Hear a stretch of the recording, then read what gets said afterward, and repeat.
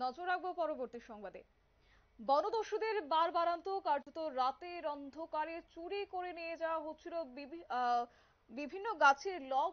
এছাড়াও প্রায় প্রত্যেক দিন তারা চুরি কাণ্ড সংঘটিত করত, কিন্তু এরই মধ্যে এই ঘটনাতে এবার হস্তক্ষেপ দিয়েছে বনকর্মীরা। সেই জায়গায় লক্ষ্য করা যাচ্ছে যে গাড়ি বোঝাই অবৈধ গাছের লগ আটক করেছে এবং এক্ষেত্রে জেনারেটর সহ মেল উদ্ধার করেছে বন দপ্তরের কর্মীরা।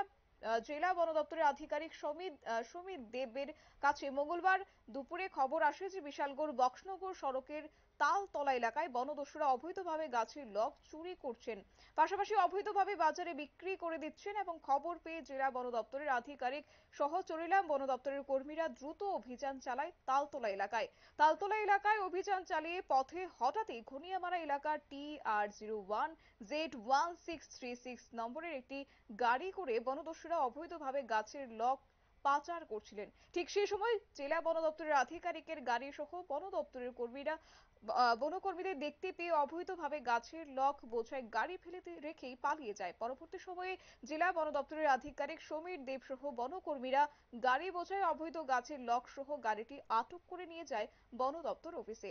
তারপর অভিযান চালানো হয় তালতলা এলাকায় এবং সেখানে অভিযান চালানোর পরই বনদস্যুরা বনকর্মীদের আসার আগাম খবর পেয়ে ঘটনাস্থল থেকে পালিয়ে যায়। পরবর্তী সময়ে জেলা বন দপ্তরের আধিকারিক সহ বনকর্মীরা নাম্বারবিহীন একটি গাড়ি সহ জেনারেটর এবং একটি সমিল উদ্ধার করতে সক্ষম হয়েছে। এই বিষয়কে কেন্দ্র করে কি উঠে আসছে শুনবো। কি কি মাল উদ্ধার করলেন আপনি? আজকে আমরা on the basis of secret information আমরা বিশালগড়ের কাম থানা একটা এরিয়া আছে, আমরা আমাদের মেলাগড়ের যে মেইন রেড ইউনিটটা ওইটাকে নিয়ে আমরা মুভ করেছি। মুভ করে on the way we also took SDF Bishalgarh with us এবং আমরা খুব সুইফটলি স্পটে মুভ করেছি। On the way of going to the spot we found a loaded vehicle with loaded round timber. ওটাকে আমরা অন স্পটেই ইন্টারসেপ্ট করে ওটাকে আমরা সিজ করে 3 জন স্টাফ দিয়ে এই অফিসে পাঠিয়ে দিয়েছি। বাকি আমরা 9 জন স্টাফ মিলে কাম থানা স্পটে গিয়ে ওইখানে স্পটে রানিং সমিল জেনারেটর আর আরেকটা ভেহিকেল যেটার মধ্যে নাকি ওরা জেনারেটরটা লোড করে ওখান থেকে পালিয়ে যেতে চেষ্টা করেছিল, but we intercepted successfully that vehicle also এবং ওই বেসিক ভেহিকেলটাকেও সিজ করে আমরা ওখান থেকে নিয়ে এসেছি। ইন টোটাল আমরা আজকে 2টা গাড়ি, একটা সমিল, একটা জেনারেটর আর এক গাড়ি ভর্তি রাউন্ড টিম্বার। রাউন্ড টিম্বারের ভ্যালু কত হবে? মার্কেট ভ্যালু এখানে অ্যারাউন্ড 1 কাম 35 ফুটের মতো হবে, অ্যারাউন্ড 65-70,000 এর মতো হবে। তাহলে স্যার আজকে 2টি জায়গাতে রেড করা হয়েছে। রেড একটা জায়গায় হয়েছে, কিন্তু ওই জায়গাতে যাওয়ার পথে আমরা আরেকটা গাড়ি পেয়েছি রাস্তায়, ওই গাড়িটাও আমরা মানে সিজ করেছি।